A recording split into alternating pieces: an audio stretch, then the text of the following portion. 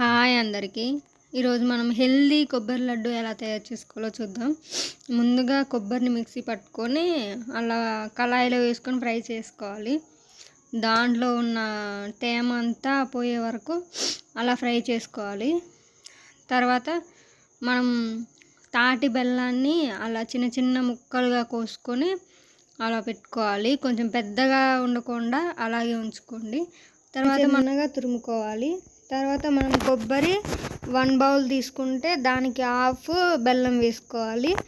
తర్వాత అప్పుడు అది కొంచెం ఫ్రై అయిన తర్వాత ఈ బెల్లాన్ని వేసుకొని మనం చిన్నగా కలుపుతూ ఉండాలి.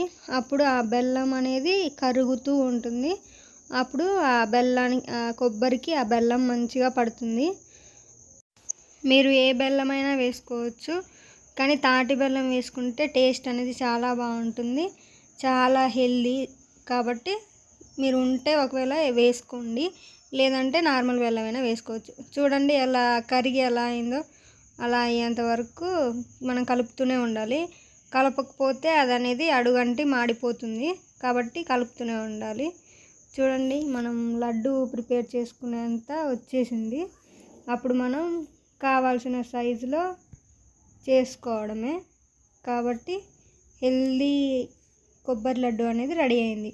మీరు ఈసారి చేసుకునేటప్పుడు ఇలా ట్రై చేయండి. ట్రై చేసి ఎలా ఉందో చెప్పండి. చూడండి అలా చూపించిన విధంగా చిన్న చిన్న లడ్డూలుగా చేసుకుంటే మన కొబ్బరి లడ్డూలు ready. Thank you for watching this video. Bye.